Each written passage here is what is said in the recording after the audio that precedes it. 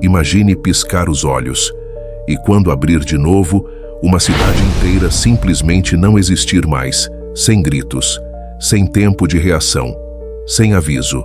Em 6 de agosto de 1945, às 8h15 da manhã, Hiroshima foi apagada do mapa em menos de 1 segundo. Mas o que quase ninguém te conta é o que aconteceu com os corpos humanos naquele instante.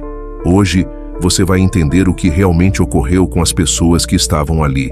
Não horas depois, não dias depois, mas no exato momento da explosão. A bomba atômica lançada sobre Hiroshima, chamada Little Boy, explodiu a cerca de 600 metros acima do solo. Esse detalhe é crucial, porque foi justamente isso que ampliou o poder de destruição. Em menos de 0,01 segundo, uma energia equivalente a 15.000 toneladas de TNT foi liberada. No epicentro da explosão, a temperatura atingiu algo entre 3.000 e 4.000 graus Celsius. Para você ter uma noção, isso é mais quente do que a superfície do Sol. Qualquer pessoa localizada a poucos centenas de metros simplesmente não teve chance de sentir dor. Os corpos mais próximos ao epicentro passaram por um fenômeno chamado vaporização instantânea. Isso significa que a água presente no corpo, que representa mais de 60% da nossa composição, evaporou de forma tão rápida que o corpo deixou de existir como estrutura física reconhecível. Não houve restos mortais, não houve corpos para enterrar. Para qualquer ser humano dentro de um raio de centenas de metros, o destino foi selado em microsegundos. Não houve tempo para dor, nem para compreensão. Houve, para muitos, a vaporização.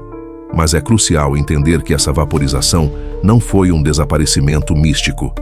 Foi um processo físico brutal. A energia térmica liberada foi tão colossal que a água e os tecidos moles do corpo humano foram instantaneamente superaquecidos, transformando-se em gás e se dispersando no ar. O que sobrou foram as famosas sombras nucleares.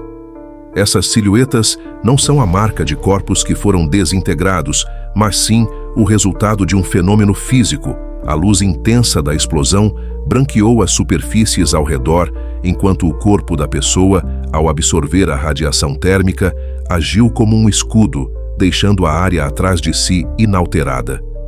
Quando o corpo foi varrido pela onda de choque subsequente, a sombra permaneceu, um testemunho silencioso de uma vida que existiu ali. Mas o calor não foi o único algoz. A explosão gerou uma onda de choque com uma pressão atmosférica devastadora.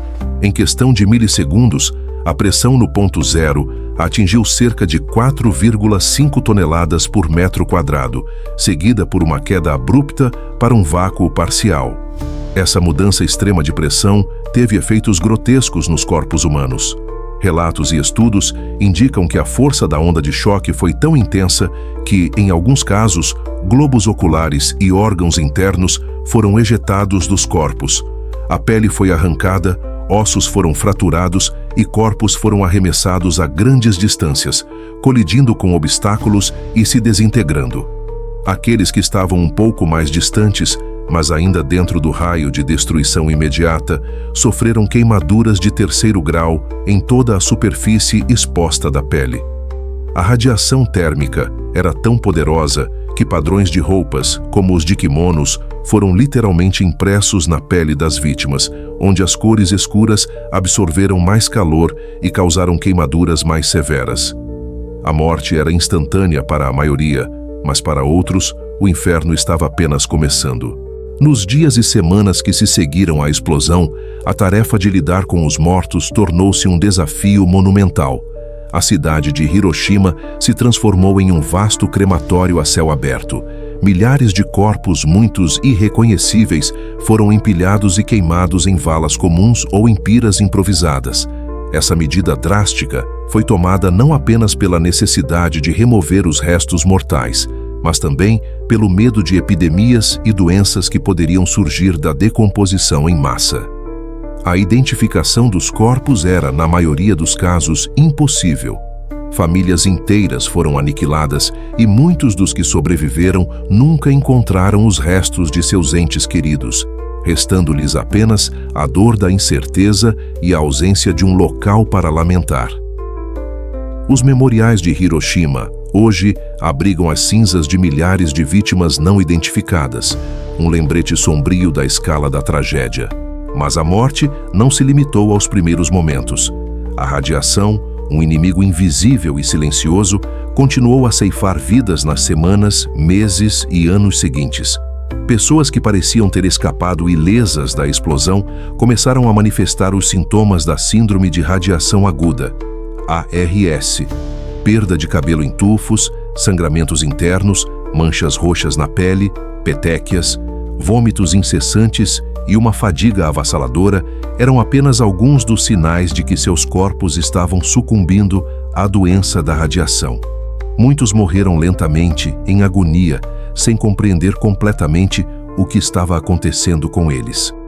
A leucemia e outros tipos de câncer se tornaram uma triste realidade para os sobreviventes, os hibakusha, que carregaram as cicatrizes físicas e psicológicas da bomba pelo resto de suas vidas. A radiação também causou danos genéticos, afetando gerações futuras e perpetuando o legado de horror da bomba atômica. O que aconteceu com os corpos em Hiroshima é uma história de destruição em uma escala que desafia a compreensão humana. É um testemunho da brutalidade da guerra e do poder aterrorizante das armas nucleares, mas é também um lembrete solene da resiliência do espírito humano e da importância de buscar a paz. Ao compreendermos a profundidade desse horror, não apenas em números, mas na experiência individual de cada corpo, de cada vida ceifada ou marcada para sempre, reforçamos a necessidade de garantir que tal tragédia nunca mais se repita. Que as sombras de Hiroshima sirvam como um eterno aviso para a humanidade. A história de Hiroshima é um lembrete doloroso, mas essencial, do custo da guerra e do poder da destruição. Que lições você tira dessa tragédia? Compartilhe suas reflexões nos comentários abaixo. Se este vídeo te fez pensar, considere compartilhá-lo para que mais pessoas possam aprender com o passado e se juntar a nós na busca por um futuro de paz. E não se esqueça de se inscrever no canal para mais conteúdos que nos fazem refletir sobre a história e a humanidade.